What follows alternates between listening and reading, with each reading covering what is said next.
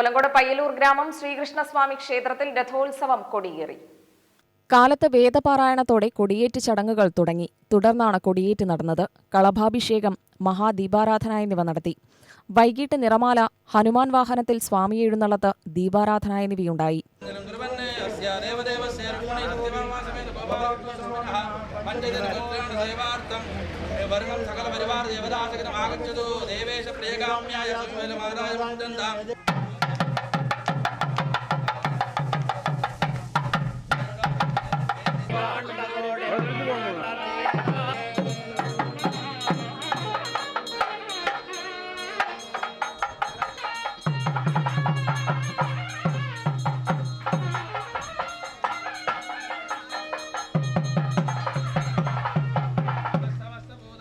നെല്ലിശ്ശേരി ബ്രഹ്മശ്രീ ശ്രീനിവാസ ഭട്ടാചാര്യരുടെ കാർമ്മികത്വത്തിൽ 7 ദിവസം നീണ്ട ചടങ്ങുകളാണ് രഥോത്സവത്തിന്റെ ഭാഗമായി നടക്കുന്നത്.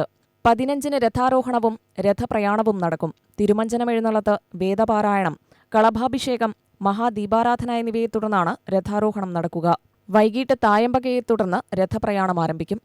ഇനി വരുന്ന 5 ദിവസങ്ങളിൽ കളഭാഭിഷേകം, അതേപോലെ തന്നെ പ്രത്യേക വാഹനങ്ങളിൽ ഭഗവാൻ ഊർവലം വരും. ഇന്ന് ആഞ്ജനേയ വാഹനം, നാളെ ഗരുഡവാഹനം, മറ്റൊന്ന് ആനവാഹനം, അതിൻ്റെ അവസാന ദിവസം നമുക്ക് കുതിരവാഹനം. അന്ന് ആ ദിവസത്തെ പ്രത്യേകത ലക്ഷാർച്ചനയുണ്ട്. അതേപോലെ തന്നെ മകരം 1-ാം തീയതി നമുക്കെല്ലാം അറിയാം, അയ്യപ്പ ജ്യോതി കാണുന്ന ദിവസം തന്നെ ഈ വർഷത്തെ രഥമഹോത്സവം ആഘോഷിക്കാനുള്ള ഒരു സൗകര്യവും ഒരു അനുഭവവും ഭഗവാന്റെ അനുഗ്രഹവും നമുക്ക് ലഭിച്ചിട്ടുണ്ട്. അപ്പോൾ അത് അന്നാണ് ഭഗവാനെ ഒരു പ്രത്യേകത എന്താ പറഞ്ഞാൽ, ഇപ്രാവശ്യം പുതിയ രഥത്തിലാണ് ഭഗവാൻ ഊർവലം വരുന്നത്. ഇപ്രാവശ്യം അതൊരു വലിയ അനുഗ്രഹമുണ്ട്. അതേപോലെ തന്നെയാണ് ഗരുഡവാഹനവും പുതിയ വാഹനമായി നിർമ്മിച്ചിരിക്കുകയാണ്. അപ്പോൾ ഈ 4 ദിവസങ്ങൾ വളരെ വിശേഷമായിട്ടുള്ള വാഹനത്തിൽ ഭഗവാൻ ഊർവലം വരും. UTV news, Palakkad.